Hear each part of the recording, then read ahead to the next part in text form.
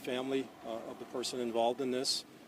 We know the agent's okay. We're praying that the person that was injured in this is okay in this whole thing too. Their family, I know you guys have probably seen a lot of them, so we've talked to them, gave them all the information that you're probably going to get right now also. I just asked the family, there's a process here that goes on, and that there are options within that process, and for them to choose the right options as we go forward in this investigation, and that we, the main thing that we should do is pray for their loved one to be okay. But the incident did happen here behind us. It was an operation that was conducted here, and the shooting happened. I'll let Keith Martin get a little bit into that part of it, but again, we're here to support the DEA. Of course, we're part of a task force that they're on, that they run, and again, the main thing I want to say is that right now this young man is we're praying for him, that he's okay in this whole endeavor, but we're also trying to make sure people understand our law enforcement people are out here to protect the community. Regardless of what happens around the country, the people here in Cleveland are out here to protect our community and keep people safe.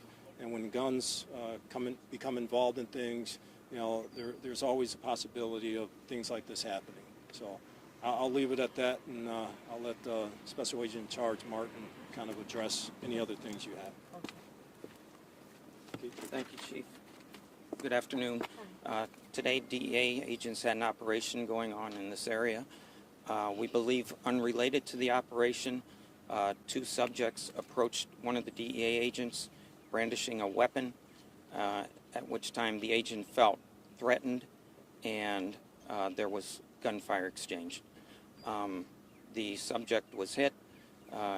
The agent was not struck by any gunfire, and that's all I have at this time. Were they in any type of uniform, or were they plain clothes? So they were plain clothes. They were undercover agents.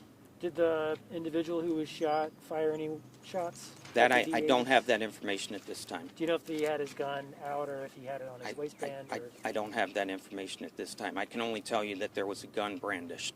Was this part of like Operation Legend or any of that? No, it was not. Okay. Are you able to elaborate on how the victim was taken to the hospital?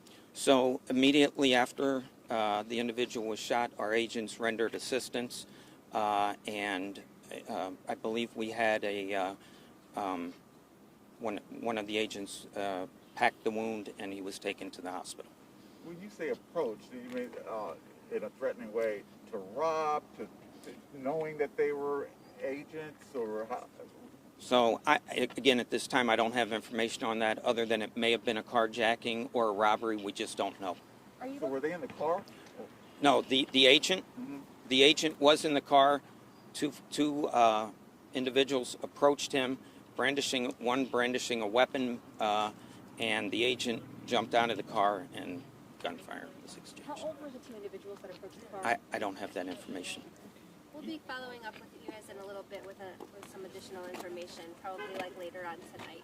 Okay. That was the white car we saw, obviously. Are both agencies investigating? So Cleveland Division of Police is investigating. We're going to be completely transparent and open with them. They will have everything they need. Real quick, can I get just one of you to address, with the climate in the country, not to address any message to the community that you want to get across? Well, Kevin, I think I kind of said in the beginning, we're asking people to, kind of take these incidents not as a whole, but, incident by incident. This happened here in Cleveland, right behind me. It's not related to anything else that happened around the country, either prior to or, that'll happen tomorrow. We're asking our community to, basically make sure that we can have room to complete this investigative process. And like Agent Martin says, once we're done, everything will be known to everybody. I mean, you can talk to, the folks in the community to see if they know what happened, but we're investigating this, and we're, getting all the evidence possible to piece together exactly what happened, because nobody knows exactly what happened except the 3 or 4 people involved in it. So once we get to the point where we can release that stuff, again, our partnership with the DEA, they're going to give us all the information we need and access to their agent to make sure that we do a thorough and comprehensive investigation, and we will, let you guys know what that is. We'll let the community know what that is. So, of course, I'm asking people, to be calm and level-headed. Of course, there are folks out there, their family members that are really upset about this, as they should be. A person's in the hospital. But, again, there has to be some level of, calmness to let the process at least do something, to have some of the facts come out before people react in a way that, is not conducive to us really moving forward as a community and doing the things we need to do to protect our community and our officers out there. And that's what this is all about. It's protecting the community and the officers that serve day in and day out. And when things like this happen, we got to get to the bottom of what happened. And then if there are mistakes on either side, then we got to make sure those mistakes don't happen again. Not saying that there were, but, we just have to make sure that folks understand that, there's a process that we're going through. It's not going to be a dragged out, months long, 3, 4, 5, 6 months, but we're going to do our due diligence to get things done in a timely fashion, and then we'll let the community know exactly what happened. All right? Thanks, guys. Thank you. Thank you.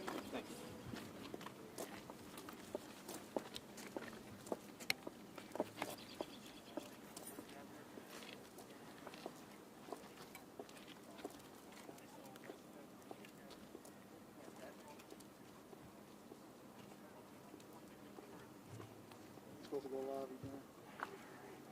It's good, it's good. Yeah, oh, yeah. Trying to make sure I wasn't in nobody's shot.